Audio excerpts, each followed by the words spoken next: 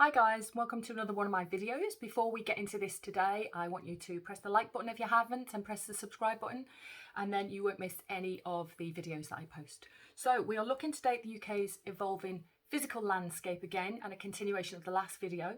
And we're going to look in today at climate change and the impact on the coastline. Now, climate change obviously will cause erosion and flooding at the coastline. They're the two things. So if we get a 4 or an 8 mark question on this section, then we're looking at erosion and flooding. Okay, so climate change will increase sea levels and it will increase storms as well. So as a consequence, we'll get more erosion at the coastline and we will get more flooding. Now, both of them mean that both of these will get worse as time goes on and will have more and more impact on people as more and more people move to cities and towns and places on the coastline. So the two kind of little mini case studies we've got here is we've got an LIC example, which is Bangladesh, and we've got a UK example. So for Bangladesh, we can see that there's a great flood risk in Bangladesh because Bangladesh, as you know, is very low lying. It's built on a delta and it's already only a few metres above sea level. So any increase from climate change of sea level rise will have a massive impact on the people and their property.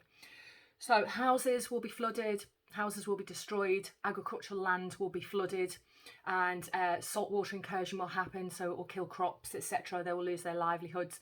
They'll be forced to move if they can move. Otherwise, they will just be living in absolutely, terrible conditions where their homes have been destroyed, etc. They will lose income, etc. So they're issues that happen in LICs, and that will be Bangladesh as your little mini case study.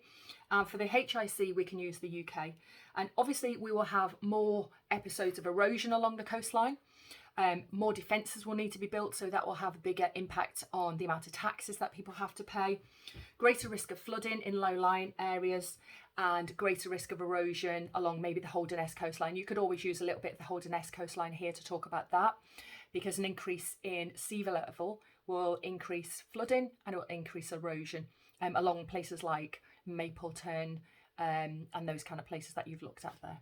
So one of the questions that could come up is an 8 mark, and it would say assess risks from erosion and flooding on people and property. It often says this. So you'll be looking at 4 marks for people, 4 marks for property. You could use a combination of Bangladesh and the UK, so you would have a lot to talk about for an 8 marker here. So impact on people, we've obviously got death and injury and displacement of people, especially in Bangladesh. We've got people paying more taxes. And we've got that kind of stuff. So that's the impact on people.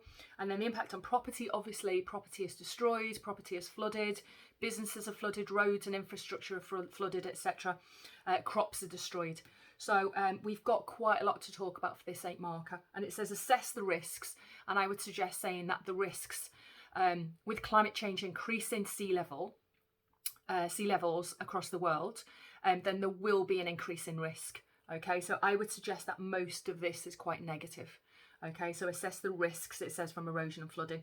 So erosion will be losing land, because you'd have to look at different parts of this question. So erosion would be landslips, etc. So if we're talking about Holderness coastline, we're talking about agricultural land being lost, we're talking about houses falling into the sea, etc. If we look at Cowden Farm, areas like that. And if we look at flooding, low-lying areas like Bangladesh, then we have got crops being flooded and houses being destroyed and flooded and salt incursion, etc. So we would have a lot to write for this. So hopefully that makes sense to you. And that is climate change and risk of erosion and flooding.